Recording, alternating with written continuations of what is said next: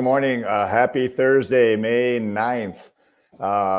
Welcome to Community Connect with Gerwin and Pash. And Mr. Gerwin, how are you today? Doing fantastic. Living the dream. Sun is out. It's been out for a couple of days. Love that. How are you doing, Pash? How's that saying go? Sun's out. Wait, do you want? Sun's out. I'm in the garden pulling weeds. That's okay. Isn't that the saying? All right, good. I thought I was going to show you like pellets, my little mini pellets. All right. Nice. Yeah, no, everything's been great. We got some activities going on and on the work side that I'm voluntolding myself that I got to do. So I'm coordinating all that fun stuff, getting other businesses involved and organize all, and that's next week. So yeah, I've been busy. How about you? Same. We two of our short-term rentals, actually, first guests of the season. They're more spring, summer, fall rentals, but two of our first guests are coming in tomorrow. So we're just running around last night and making sure hot tubs have the right chemicals in them and toilets weren't leaking and, all the fun stuff to make sure that when people come in, they've got that 5-star experience. So, late night, but I enjoy that type of stuff. So it was good. Yeah, I mean, I think in both scenarios that we just described, it's like people tend to see the end results of those things, but don't really necessarily understand what it takes to get that to roll out so smoothly, the effort behind it. So It's all in the details, right? Well, and I think we'll probably hear a little bit about that today. That tends to be the theme with most businesses, and probably none truer than in the restaurant business. So if I can take the opportunity to introduce our guest, Max Gordon. Max has a true passion for creativity and community connection. He's really been delighting taste buds for almost a decade with his approach to dining dining at the Hideaway and Bar Bantam. Branching out, Max now oversees one of the most unique venues in Rochester, the Penthouse, 11 stories above Rochester.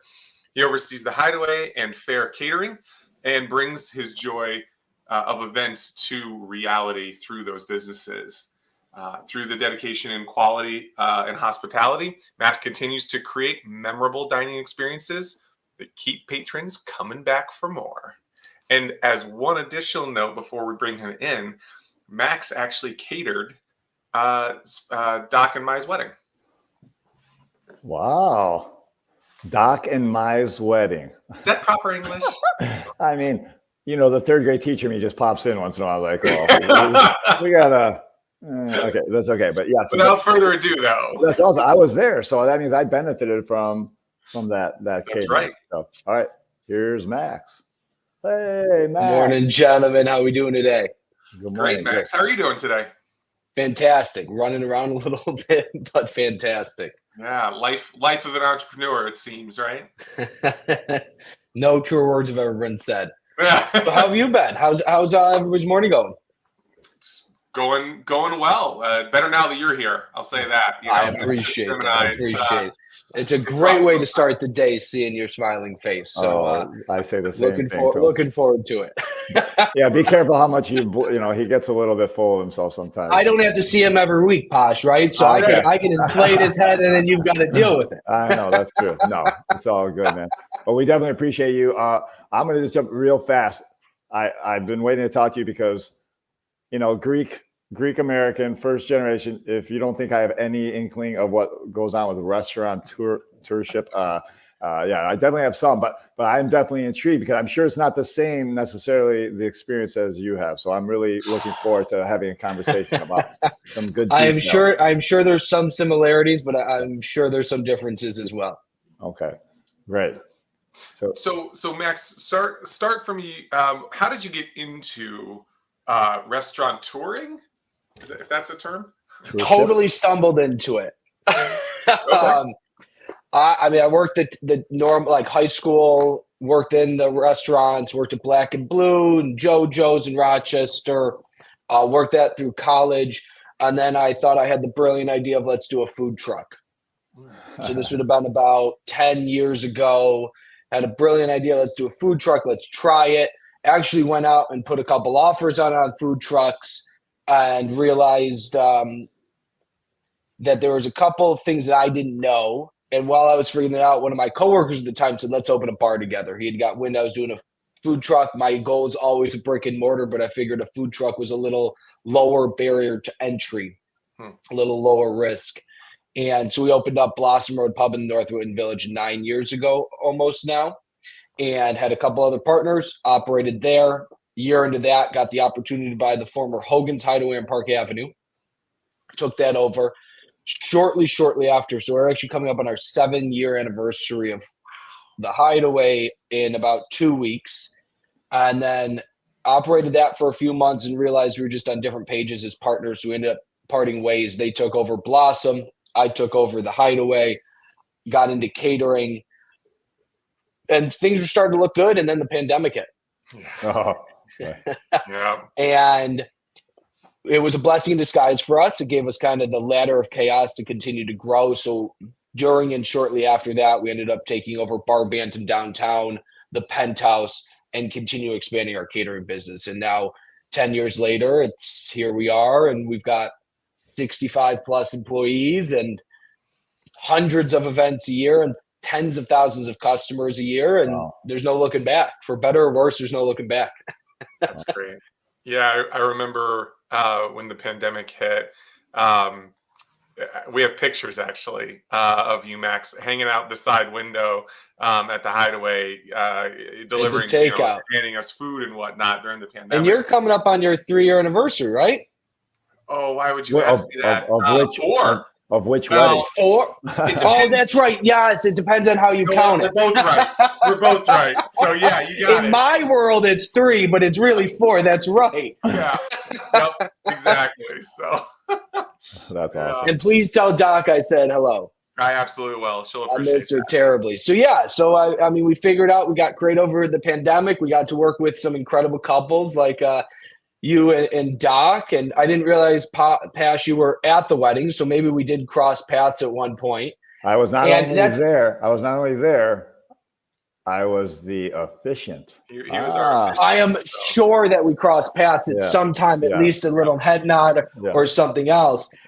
And now, I mean, here we are. You've got a podcast now. We've got a bunch of restaurants, and we're having some fun. Yeah. So so I don't know if you, Greg, explain exactly how this show works, but like the goal here, we just had a mutual. Greg and I have worked together through refereeing. We have similar philosophies. We're not the exact same person at all, but we have similarities. And one of the things that kind of has been calling on us was, there's a lot of good stuff that's happening in our community. What we tend to see in the news, though, is so negative. It's like we just don't usually see these good stories about our local community right here in our neighborhood. So that's what the podcast is about. And I love it. I couldn't agree more. I couldn't agree more with that. I mean, everything else aside, the dark stories sell. Yep. But people are always clamoring for even the normal stories. They don't even have to be great, right? It doesn't have to be this picture perfect story. Right. It's just, this is my neighbor next door or my neighbor down the street. He's human too. He's dealing or she's dealing with probably some of the same issues I'm dealing with. And it's just nice to be reassured that we're all in this together. Yes. And, so the real aspect of when the person shares or when we figure out who do we want to have as a guest, sometimes it's obvious what the connection to a community is. And sometimes it's like a little bit like we got to dig, but, through the story of the individual, all of them have been valuable. Like, even if someone's like, I don't really need to know about banking, or I'm not really interested in that. But when you hear the story of the individuals that are behind all this, sometimes what happens, and what I'm hopeful for, is that this thing's going to sit on YouTube for a while. People are going to see it. It's going to get shared. Eventually, more people are going to see it, whatever. But it may motivate. So your story, what's about to be uncovered right now, may be something that motivates, inspires someone to do something that they didn't think was possible because of something you said. So no pressure, but that's that's why you're here, because it's not just, it's about your story. That's the more, and then we're going to promote everything that you represent. We'll take your websites, any social media stuff, and we'll definitely spread the word, because you as a person are someone that represents goodness is how we view it. So I appreciate what you two are doing. That's really important. Thank you. So I have one question then, because with all that set up. So you said partnership, and in the Greek community, we had partnerships, and with family, like close, tight family friends. And I don't know if you can see where this is going, but now the family members don't talk anymore. That's how sour it went. So it's definitely tactful, this partnership aspect. So can you just talk, not go crazy and no personal information, but talk to me about partnerships. What do you think about that? Well, I think partnerships in general, right? Business, personal, friendship, whatever that word partnership means in your life. For me, and I'll speak really personal on this, it was a large learning curve to get to the point to realize they are partners, but they're human beings in their own right. Mm-hmm. It's not a host and parasite relationship where they're so ingrained in me or I'm ingrained in them that we're one and the same. Yes, does a partner theoretically, hopefully make your life better, personally, professionally? Absolutely. But also they're frustrating things. And the hardest thing for me was realizing that, okay, they don't have the same goals as me. That's fine. Do they have the same morals? Do they have the same ethics? Like, are we on the same page on that? That's what's important. But they're going to do things that are frustrating. They're going to do things that may be a little bit out of left field in my mind. But you have to trust them that as long as you have the same morals and principles, that the guiding light is the same. And I think that was the biggest thing. I mean, I'm sure you'll pick up through the conversation. My wife is a mental health therapist. She owns her own practice. So that has rubbed on me over the last eight plus years of being with her. And I think that's a huge component that at the beginning of the personal relationship and the professional relationship, it was like, what are you guys doing? How are you not seeing? How are you not in my mind? And that leads to a lot of frustrations. And you've got to break down those barriers to be really raw with the other person, to be able to say, we need to do this. You're not doing X. I'm not doing Y. That doesn't mean personally we're frustrated. That doesn't even mean professionally we're frustrated. We're having this very open dialogue before it gets to the point where we have to do something drastic. And for me, that was a very large learning curve of seeing the other person as a human and not as just another copy of me, of why aren't you doing exactly what I would want to do? I love that you talked about that. And I think the key word there, if I just summarize all that, and I say this is a success for anybody who's got a long marriage or a relationship, like on the personal side, is communication. I think if you can just do that, absolutely, there's going to be problems, but if you can communicate respectfully and then understand the other person before then you have a chance. So I love that. And Posh, to your point, I think it's when you get family involved and you've got the personal and the professional relationship, that's a tough. That is a powder keg almost waiting to happen at time, because there's no reprieve, right? I go home and I've got an amazing wife who I can kind of flesh out my day with, that at the end of the day doesn't have to see me the next day at work. Right. And then I come to work and I've got a great team and a great relationships at work that allow me to have that. Having that and then going home and having the person that you also spend all day with complaining about work at home, but in a different light. Yeah. That works for some. And I know a very small set that do an incredible job with that. But it is definitely an area that I like to avoid at all costs. Good. Cool. That makes sense. Yeah. The partnership aspects, it's always interesting, because even with it's important to either understand or know that at times people are going to have different motivations, right? For what they're bringing, what they're asking, what their thought process is. So it's good perspective on that. So what I'm hearing is, if people want to go into business with their family, don't. Is that what I'm hearing here? Is that? Just be careful. Be careful, because who's giving the money? What's the expectation? It can be really fun. I mean, it can be a lot of fun, but I think the most difficult aspect would be significant others. Yeah. Because it's one thing to be in business with family, But when you're in business with your significant other, the whole household income's tied to that one business. There's no fallback. There's no reprieve. That I think would be. I only know quite literally 2 off the top of my head that I can think of that have done it to a great success, but I can know a lot more that haven't done it to a great success. So I'm always a little weary when people are like, I'm going to get in business with my significant other. And it's like, do you love them? Of course I do. Probably don't want to get into business with them. Yeah. or set very defined rules of exactly, right? Like I don't know. I would think engagement's a great way to put it. Yeah, like a war. It's a battle. No, exactly, but I mean, if you do it, you think of the goal at the end. The goal at the end is that we think by partnering together, family or not, that we are going to get to this desired outcome. Mm-hmm. So what is likely to happen, which this, we all hopefully, in life we've experienced that. This is what happens with life: up, down, up, down, up, down. Mm-hmm. You got to be able somehow. And I love that you say your wife's in the mental health arena, because I'm sure that helps you a lot when you're ready to go. I am the person I am, and I would like to hope and think significantly better because of her, because she's giving me those tools to say, okay, take a deep breath, just see it from their perspective. Right. What does this look like?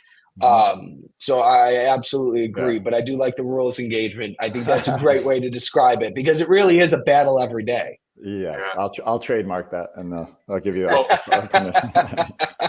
Max, we'll have to touch base here in a couple of years, because we're not a success yet, but I think Doc and I are in business together. So you are.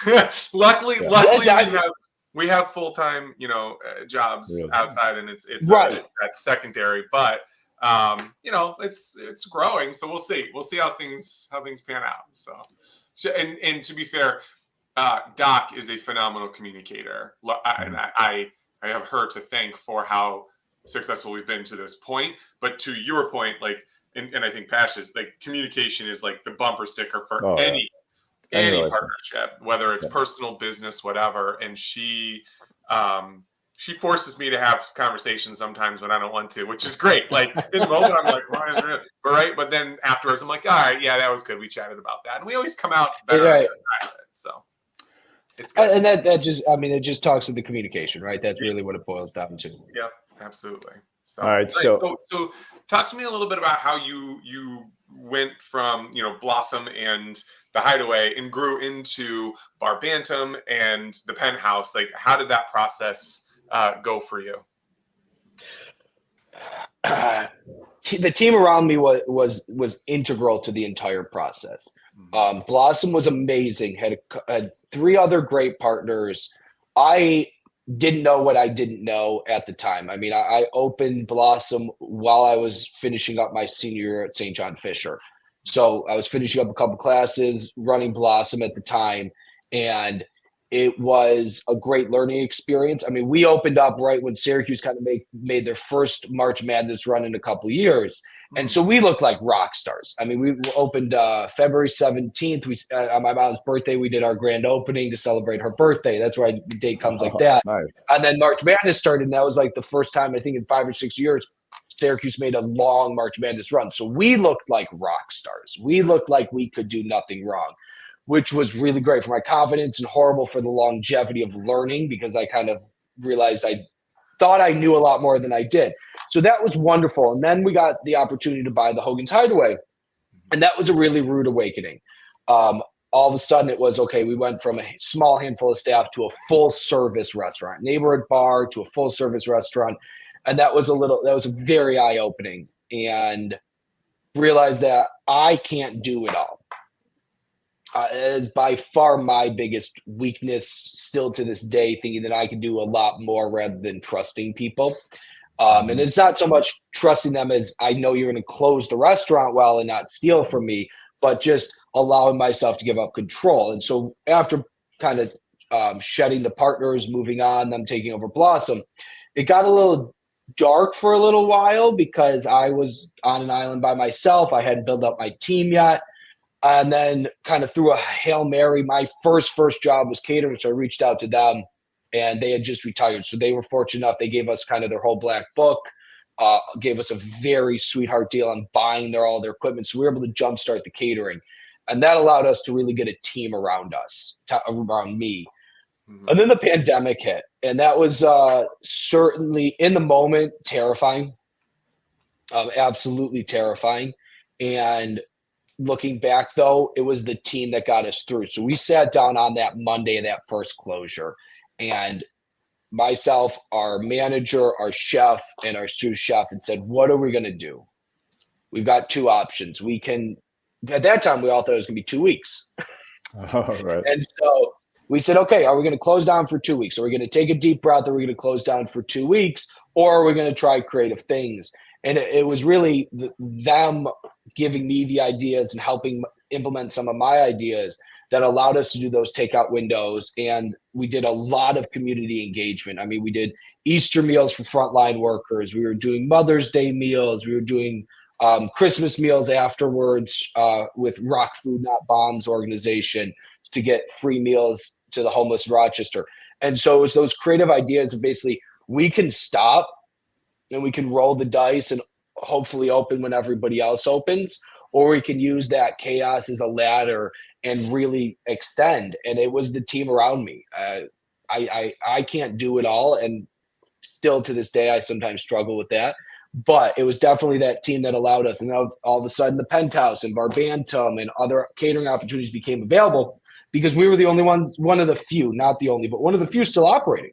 Mm-hmm. And so all of a sudden it was, okay, well, one organization needed meals for an award ceremony that went remote.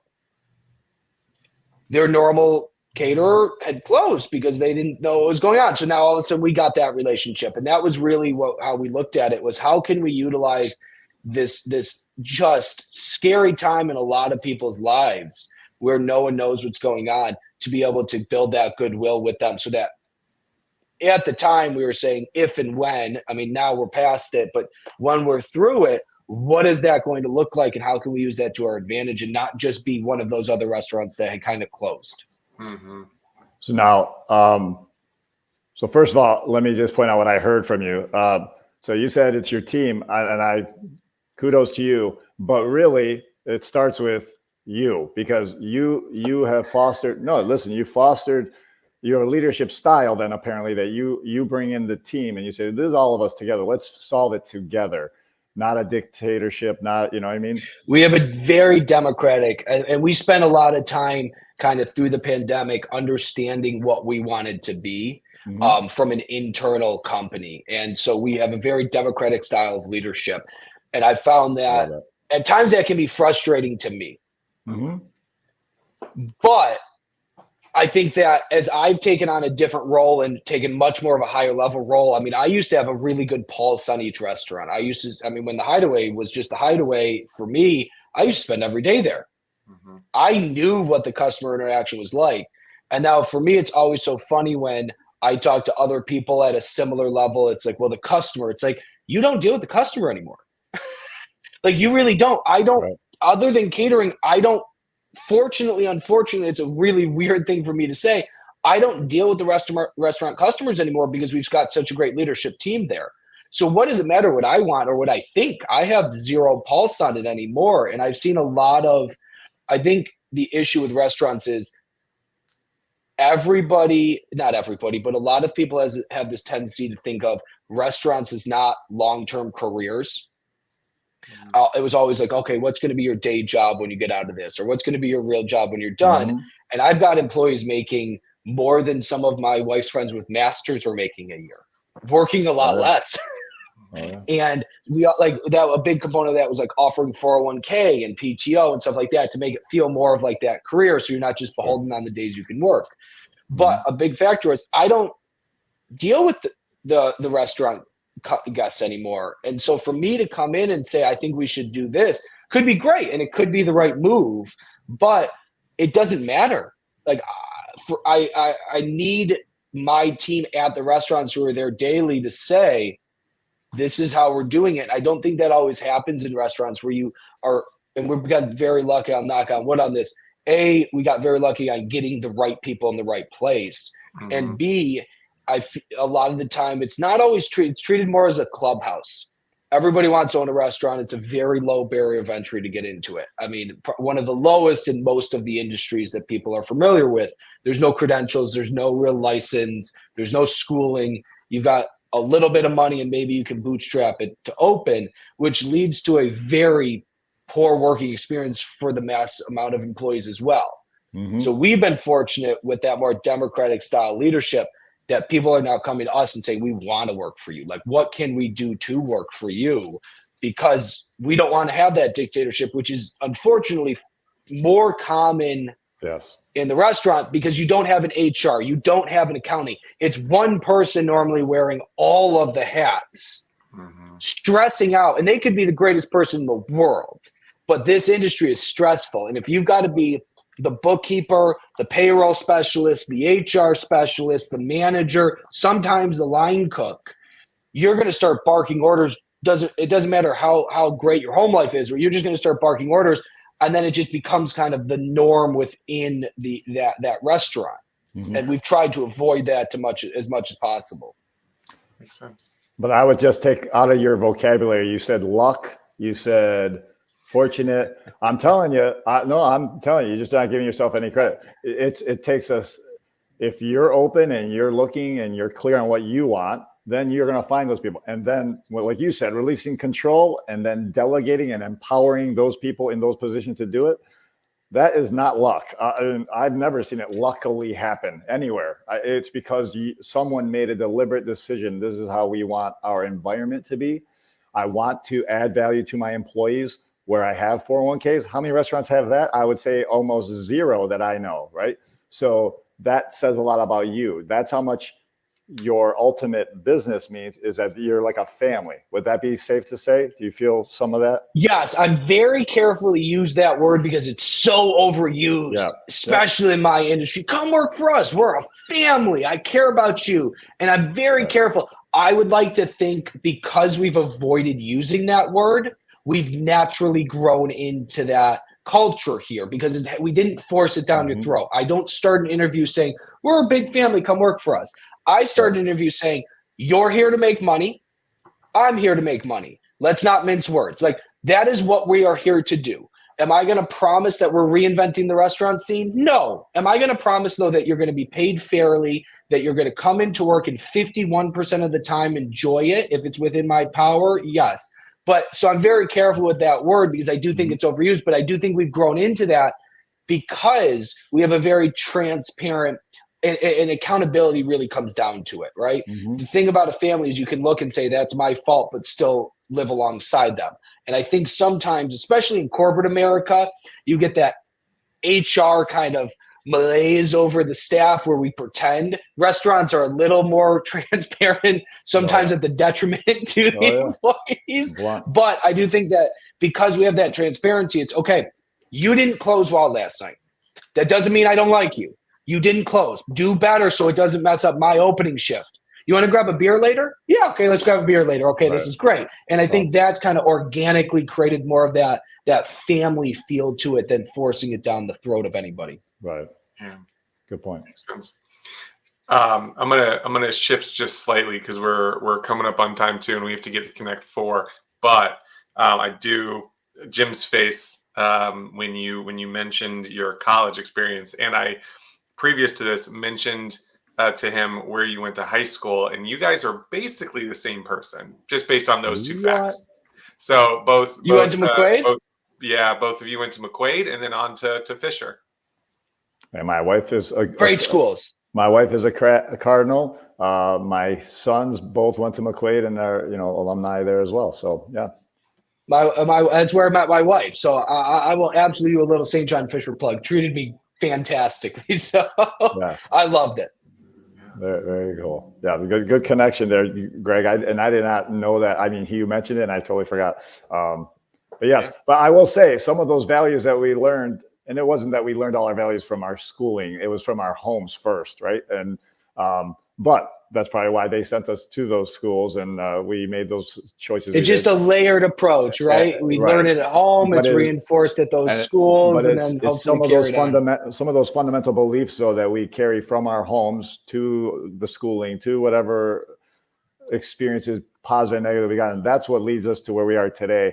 And the business model that you have created, I think all comes from all of that. It just starts with somewhere down there, your mom, for example, when you said the date of your opening, I mean, that says a lot. That says a ton right there about you. So very, very, very cool. I want one more thing though. You mentioned community.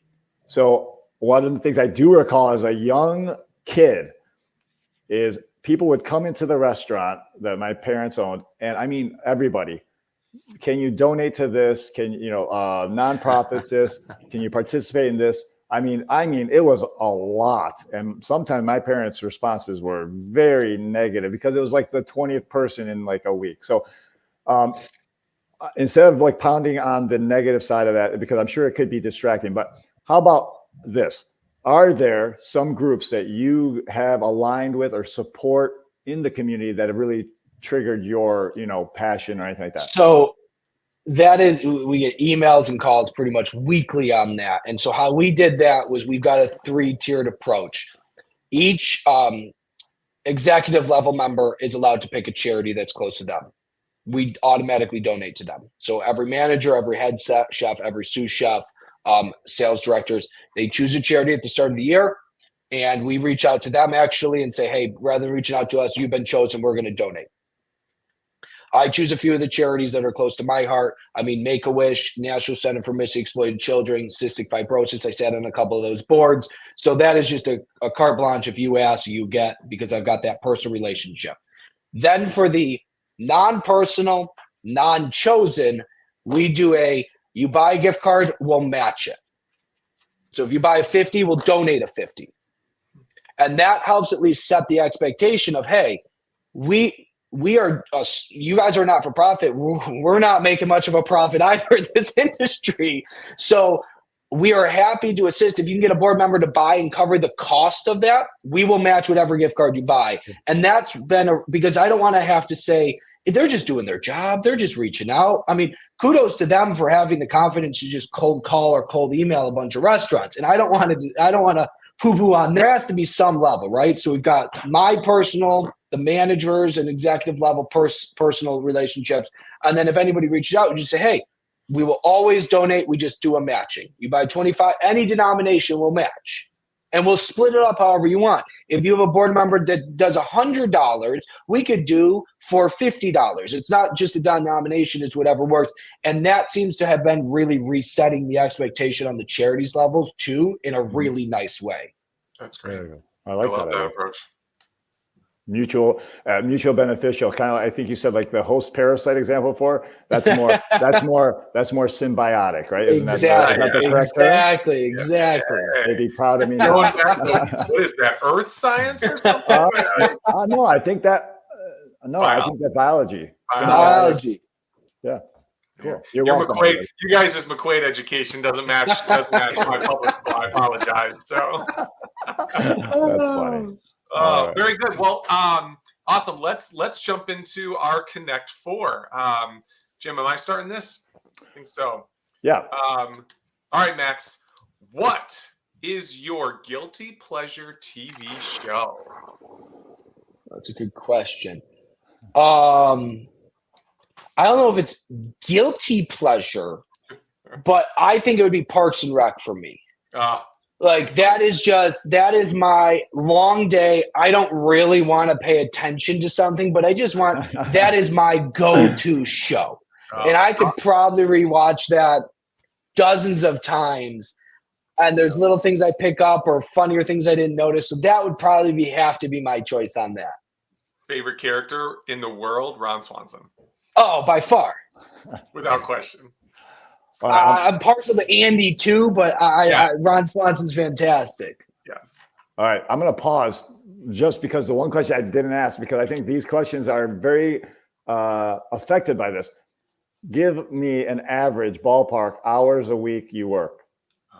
Ballpark. Ballpark. Be low, and I'm sure it's still going to be a high number, but be low. 60, 65. Oh yeah, I think that's way lower. Way low. I'm sure it's closer to 80. We're coming off our slow season. Okay. Catering season, it's probably easily 80. Yeah. Anyway, all right. So now go back to Connect Four. So it's like, so when we say what's your guilty TV And then I now ask you, what book or podcast are you going through right now? So maybe podcasts are easier for me because I can throw them on the drive and stuff like that. So I've got like my top 3 podcasts are, I listen to the Daily by the New York Times. My favorite sports show is PTI, pardon the interruption. So that is all. I used to watch the show, but that is my podcast go-to now. I feel like they do such a good job of just talking about sports rather than yelling about sports. And then my third one, so this would be a guilty pleasure podcast, is The Age of Ancient Civilizations. So there's this guy that does a deep dive about once a month of like 4-hour long into different civilizations. So they just finished, I'm a huge history nerd. So they just finished Ancient Egypt. So that's my third like staple podcast. Where that comes to the top of the list, I will listen to that above everything else. Nice. Interesting. That's pretty cool. I wish I read more, but podcasts have become kind of my go-to because I can put them on in the background while I'm doing something else. Yeah, same. What is your superpower? And just a reminder for everyone, like, this is just something that you naturally do better than everybody else. It's not necessarily flying or invisibility. That's a tough one. I mean, patience probably in this industry. That makes sense. That is not, if you had asked me 5 years ago, that would have been my weakness. And that's a huge help my wife is giving me. I'll have to give her a shout out on that. And having a kid too, I've got an 18-month in a home. So that has taught me a whole different level of patience. Yeah.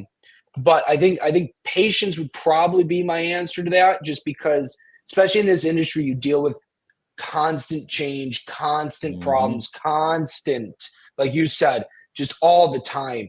And you've got to have some patience. You just keep it there while the world around you goes like that. Yeah. Right. Yeah, I would say for you, based on what you've told us, that leadership is one as well. Just that's my opinion. I appreciate that. You're welcome. And finally, what is a habit that you would like to improve on? So maybe not something that's a bad habit, but something that you just would do better. Taking control. I mean, I think I've kind of hinted at that throughout this podcast, but I think that I need to stop taking as much control so that we can continue to improve, because we're past the point of me being able to do everything. Now, a personal habit, if you will, is I've got a terrible tendency to vape that I need to quit. So that is something I am working on a personal level, but from a professional level, the habit would be trying to take too much control, and just letting the system that we built kind of pan out and giving it that extra day where it's probably going to pan out, just maybe not exactly on the timeline I want. Right. Sure. Okay. That's great. Well, you successfully navigated Connect 4. Congratulations. Congratulations. You connected. I appreciate you having me. Thank you so much. Yeah. Thanks, Max, for being here. We really, really appreciate it. Taking the time out of your day and busy days nonetheless, from your restaurant touring. So it was great seeing you. Great catching up here. And we appreciate the time. Yep. Always a pleasure. Have a great rest of your day. And I'll just add, please just make sure you let us know about any websites or links or social media or anything. We're glad to share that with the audience, and on our own social media platforms as well. Okay. Continued success to you and your family and your businesses. Thank you so much. Have a great day. Bye-bye. All right. Look, you two are like twinsies. Well, don't tell him that. He's going to go have a complex. He's like, we're not twins. The only thing is, I just wonder when he's going to start. This is a different part of the Mediterranean, I think. Yeah. That only a mother can love. And even then, my mom, sometimes my mom. He's doing, it's funny because, we keep these short because they're bite size and people can listen to them, in the mornings or whenever. But honestly, I'm probably going to reach out to him after and later this week or next week, because his ability to layer his business, grow it, and step out of the day to day is something that I admire greatly, and I think I struggle with and will struggle with. So I really wanted to dig in more to that, of how he did it. What was his process? What was his thought process? At each stage, like at what point did he know that he didn't need to do the accounting or didn't need to do the payroll, and how did he go about that kind of stuff? So I agree with that. And I think, you and I have had this conversation about as me as a brand new business person, trying to figure out how to create what culture I want to create when I think about adding team members and all that. It's kind of cool, but pressure filled and all that. And I definitely will say in the restaurant world that I knew, none of that was okay. You just, here's your role. Don't ask questions, just do it. So, and how many of us have had jobs like that? So, so I love what he's doing there. Absolutely. So give everybody the instructions. All right, here we go. Everybody, please, if you enjoyed what you saw, or even if you didn't, can you please share, subscribe, comment, like, love, all the things. It is a huge help to us. We appreciate you all being here, being part of our community, and doing that for us. Every little bit helps. And if you have questions, comments, thoughts, or you want to see a particular topic, or you want to be on the show, please reach out to us, and we would love to chat with you. Awesome. Everyone have a great week.